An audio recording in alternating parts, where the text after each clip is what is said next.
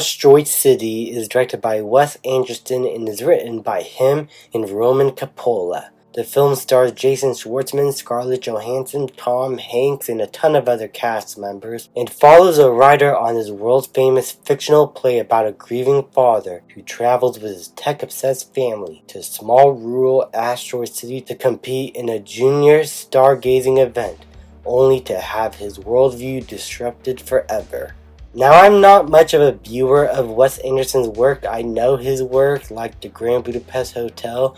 I have seen Fantastic Mr. Fox, but I'm not really someone who follows his work entirely, though I am interested to follow it after Fantastic Mr. Fox, because I really do think that his style is very interesting and engaging to watch, and his way of storytelling is really energetic, fun, and intriguing, and has a lot to say with the writing. His casting is also really good in his films, and it is no exception here. Though compared to something like Fantastic Mr. Fox, this does feel a little bit bare bones. My biggest issue with the film is that the first act takes a lot of time to go through, and to introduce every character here, and to have us explore Asteroid City. This movie has an hour and 45-minute runtime, but it felt like we are going through a 45 to 50-minute first act. And usually it's the second act that takes up the most amount of time. And while this does give us a bit of time to understand it and explore some of the characters here, it does become a lot whenever there's a new character to meet who has a lot of relevance to the plot, and the movie just becomes overbearing with its cast. But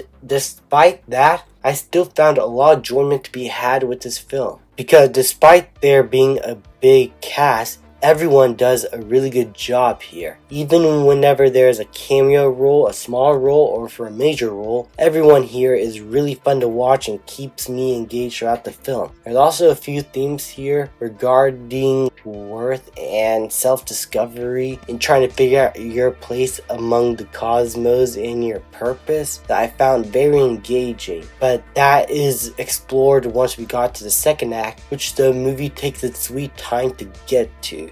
That is my biggest issue with this film. The pacing is just not on point here. The visuals are really good. The practical effects, stop motion, the unique camera angles and cinematography and filmmaking is all very staggering. This is something that I can definitely see getting a lot of technical awards at the Academy for next year. And I wouldn't be surprised if this got Best Cinematography, to be honest. The directing is also really good here. The way each character is framed within the shot, the way each shot is composed and lit, how each set is shot and where the characters are and how they act, I found to be very engaging. The technical aspects, the filmmaking aspects of this movie kept me enjoying throughout, and the themes that this movie presents kept this story interesting, at least in the second and third act. But then again, you gotta go through a long first act that takes its sweet time, a little bit too much if you ask me, to get there. I feel like if you would have just dwindled down the cast a little bit,